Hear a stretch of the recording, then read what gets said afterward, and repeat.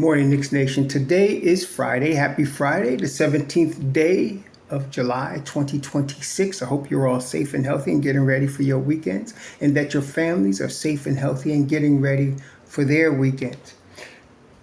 Blessings upon those that work in the area of health, along with first responders, doing all they can every day to save lives. Those also that pick up garbage to keep our places clean, and those that make deliveries for our convenience. Double blessings on the men and women that are out here trying to help rescue, deliver, and recover teenagers and children, the victims of child molestation and pedophilia. Those helping the people that are victims of prostitution and child prostitution, pornography, child pornography, human trafficking, and sex slavery. Just to give you a tip about how bad things are getting. 4 years ago, I did a search on the sex offenders within 3 miles of my house, and 10 names came up. But then I did it last week, same 3 miles from my house, and 25 names came up. These are the people that have been caught and are now registered sex offenders. The situation is getting worse and worse. Curses upon them. Blessings upon the homeless. More than 700,000 men, women, children, families, senior citizens, military veterans, homeless in the United States of America. Blessings upon them, for theirs is the kingdom. Okay, the Knicks have one more summer league game tonight against Dallas. They've gotten what they could get out of their summer league team. We've seen the 4 people that the Knicks drafted. Daddy, we've seen Diawara, who apparently they've shut down for the summer league, and then of course the 2 rookies, Kyle and Nickel.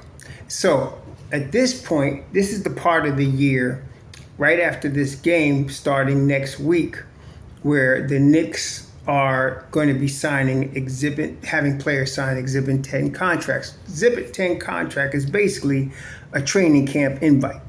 It allows the player invited to training camp to get paid some compensation for competing in camp. What's good about the Knicks at this point is obviously we're the world champions, so they are in a very good position. It was mentioned yesterday by a man, Lee Escobodo, I'm sorry I say your last name wrong, Lee, of KOT, about how, because we mentioned this earlier, how it took the Knicks about half a season to figure out how to best utilize Cat to best utilize their offense. Now they're going to go into camp with the understanding of how to do these things, which makes them more dangerous. I see I'm anticipating a very Golden State Warrior-like offense with the Knicks, as well as a Golden State Warrior-like defense, which is what made the Golden State Warriors so dangerous. The thing is, though, the Knicks' strengths are different than the Warriors. So the Warriors had obviously Stephen Curry, probably the greatest shooter to ever play in the NBA, and then next to him, Splash Brother, Klay Thompson, who at his peak was also one of the greatest shooters to ever play in the NBA. Both of them, especially the Splash Brother Thompson, was a two-way player.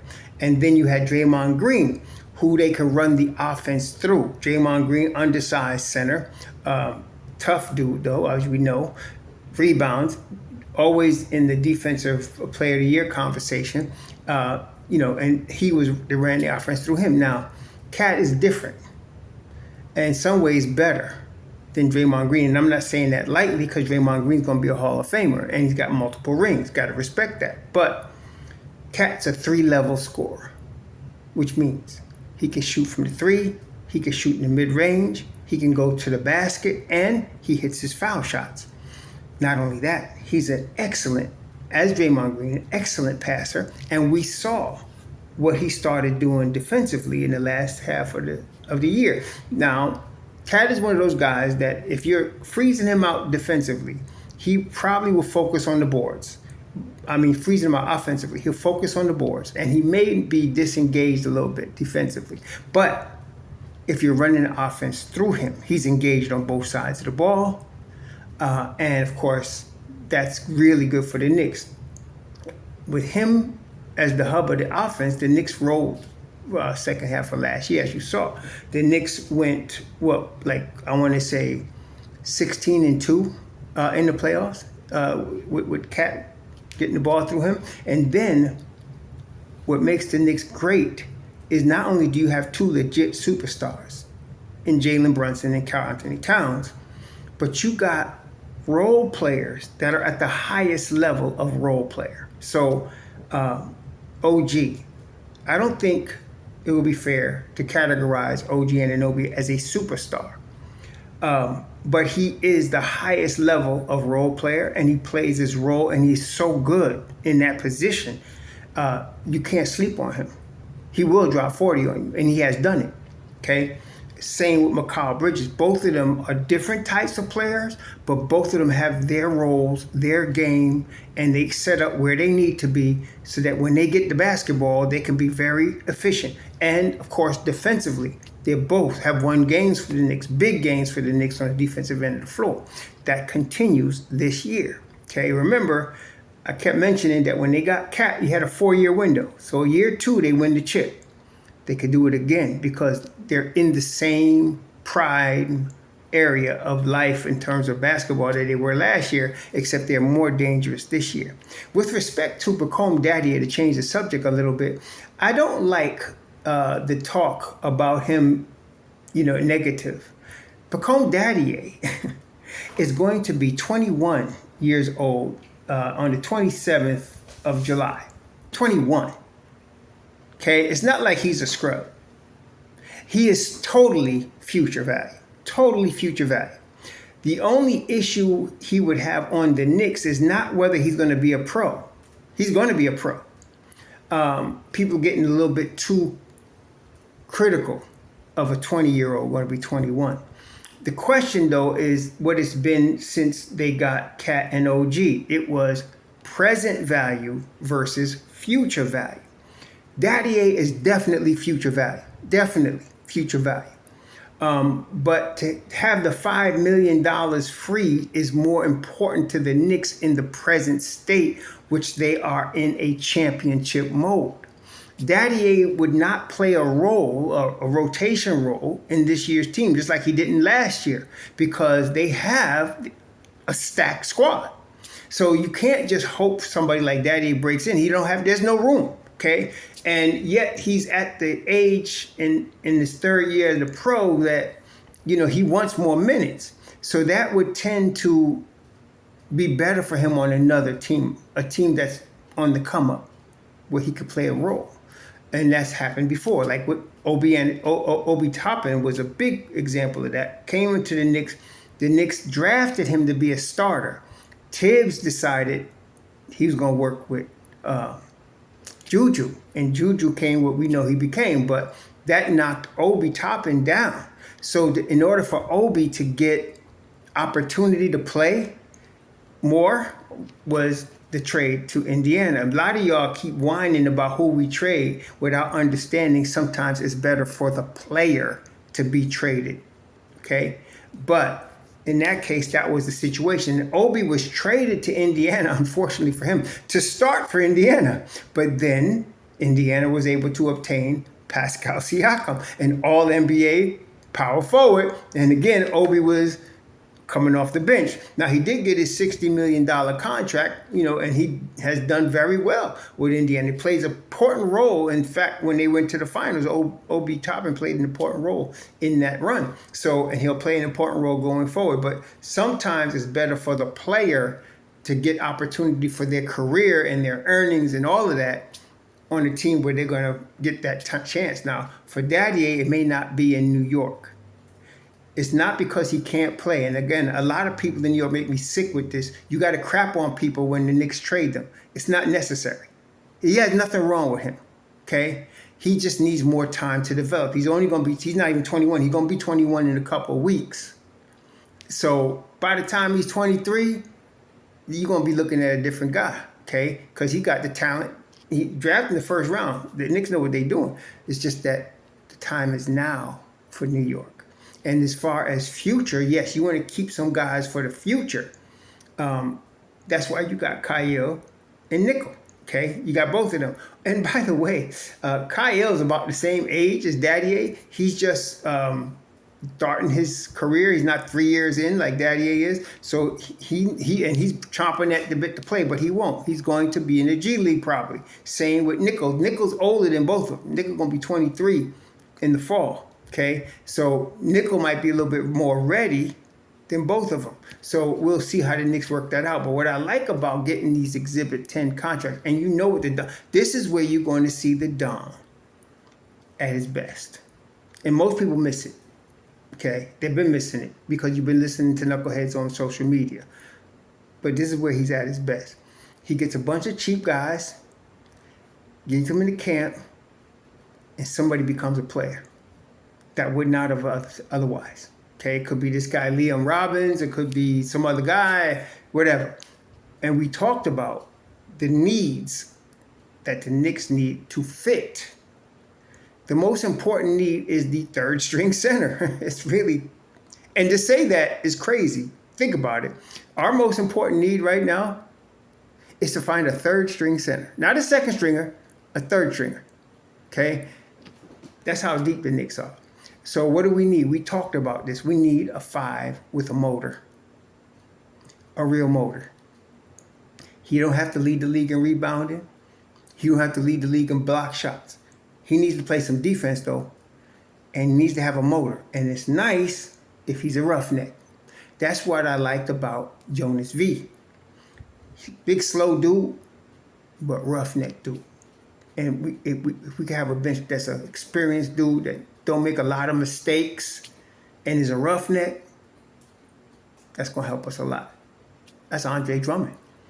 Now, if we were to get a Diabate, that would change the whole equation because now Drummond would be that roughneck third string center and Diabate will be coming off the bench for Cat. That's a whole different thing. Like I said, if they let that happen, it's a wrap. But I don't think they're going to be able to do that. Don be pulling it off. But here comes the Don. He's going to be signing $1 million dues to Exhibit 10 contracts.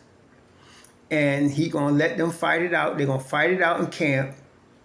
And you're going to see who wants it the most. This is a good situation to be in if you're the Knicks. So your starters, you're really your first 8 guys. So it's your starters, Deuce, Shamet, Drummond. Okay. Then you're going to also have Alvarado, of course, and Clarkson, right? Your first 8, 9, 10 guys. Okay, you got that set. Now them back 5. That's where the fights are. Okay. And if your back 5 guys are roughnecks, you got a team. And I'm telling you right now, Mike's going to play at least 10 this year. He might be playing 12. He's not going to play 12 per game, but in different games, you'll see about 12 guys getting run on a consistent basis. Not everybody going to get rotation minutes. That's different. But you're going to see about 10, 12 guys rolling with the Knicks, which is going to preserve the Knicks for the playoffs. Some people are looking at 60 wins. I used to predict wins for the Knicks because I hated when BSPN did it, which are always making us low. But we passed that now. The Knicks are the champs now. So winning 60 games, but not winning 60 games, we want to get the chip. See, the stakes are much higher now. Okay? It ain't about how many wins. Listen, 2 years ago, Cleveland had 60-something wins. Bounced from the playoffs. Okay? Oklahoma City had 60 wins. Bounced from the playoffs. Okay? Now, they went to the Western Conference Finals now, but they still lost. Okay? Detroit, this past season, 60 wins on vacation early. See, 60 wins in the season ain't as important right now. Playoffs are important. And so keeping our guys healthy, helping them get acclimated to the offense and the culture for the playoffs, that's the most important thing. We could win 55 games. We could win 52 games. Don't trip. Are we going to be ready for the playoffs? Now, we do want home court advantage at MSG. If we can win the East, that's good. We can have home court advantage, but the amount of wins is not as important, okay, as being ready for the playoffs. So, Daddy A, yeah, I don't know what they're going to do. I have a feeling they're not going to pay the $5 million, that they're going to trade him. And probably knowing the Don, he'll trade him someplace where he has a chance to really play. The same could be said with Tyler. Tyler is older. He's going to be like 26, I think, next 25, 26 next March. So he's ready to play. I mean, he just flat out, both ability-wise, development-wise, he's ready to play. He may not get that opportunity now on the Knicks as much as we'd like to keep him because, you're going to have Brunson, Alvarado, Deuce that could all play point guard, okay? And of course, Tyler Kolek is now in that conversation. But who wants to be the fourth point guard? I don't know. See, and now it's almost time for Tyler to be talking about extension. Okay, so he can't be sitting around, waiting for somebody to get hurt or waiting for his opportunity when it's extension time. It's time for him to get paid. So this is the time. So for his sake, see, a lot of y'all only take in terms of what the Knicks are looking. You don't look at the whole picture. For his sake, it may be better for him to go to another team where he gets a chance to be in a rotation because he's good enough to be in a rotation. Kolek is now becoming what the hype was about when he came out of Marquette. When he first came out of Marquette, I was not buying the hype. But he has worked his tail off, and he has really gotten much better. And you know what? He's ready now. He won me over last fall. And then when his performance in the Cup game against San Antonio was amazing. And so he really is ready. So I don't think it'd be fair to him to ask him to just sit again, the four-string point guard. It's good to have him, like Brunson strains his ankle, Deuce sprains his ankle, somebody gets hurt. It's good to have a Kolek there. But that's a luxury that most teams can't afford to keep. And the reason is because not just the money, but the player, because it's time to get paid. Okay? It's time to get paid. So, like Linsanity. We just had Jeremy Lin on the Summer League doing this. He was talking about how his career was just about over before he came to New York, and Linsanity happened. Then that summer he cashed in for $25 million. I think it was 3 years, $25 million, 4 years, $25 million. He cashed in for that amount. So that's what we're talking about now. But the difference is, I think Tyler is better than Jeremy Lin ever was, and he's ready. And it's that time. He's 25. He's going to be 26 in March. So I'm just saying, I'm not trying to, some of y'all, again, because you don't listen and you definitely don't read, but I'm not advocating to trade Tyler. I'm saying for his sake, for his talent's sake, for his future earnings sake, it might be better for him to be on another team where he could compete for some minutes. Now, right now, the Knicks, like I said, we straight 10 deep. Straight 10 deep. I don't know what's going to happen with Jeremy Sohan. I don't know. Okay? There's ways they could keep him, but then they may not. Again, Exhibit 10 is going to be this is going to be a big camp for guys like Robbins, Sohan, Jemison. This is going to be a big camp. McCullough. Don't forget, these are our boys. These are going to be a big camp for them, okay? So we're going to see who they're keeping, who they're not, what they're doing. We'll see Dylan Jones. This is going to be a big camp for him. He also 25 years old, trying to get into the league, trying to stay in the league. It's going to be a big camp. But that's all good for the Knicks. That competition is going to bring out your best, and you're going to have your best 15 guys on that roster, and that's what we want. So the Knicks are looking for a third-string big. I don't know if it's Jemison. I don't know if it's going to be Robbins. Who knows? It's not going to be Jonas V. So we'll see.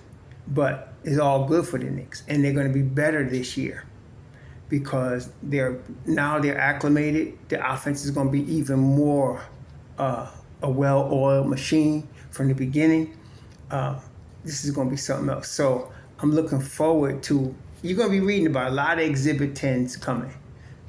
That's what's coming. And everybody's going to be wanting to get one because everybody wants a chance to be with the world champions. We'll talk soon. Please enjoy your weekend. Be safe out there. Sure.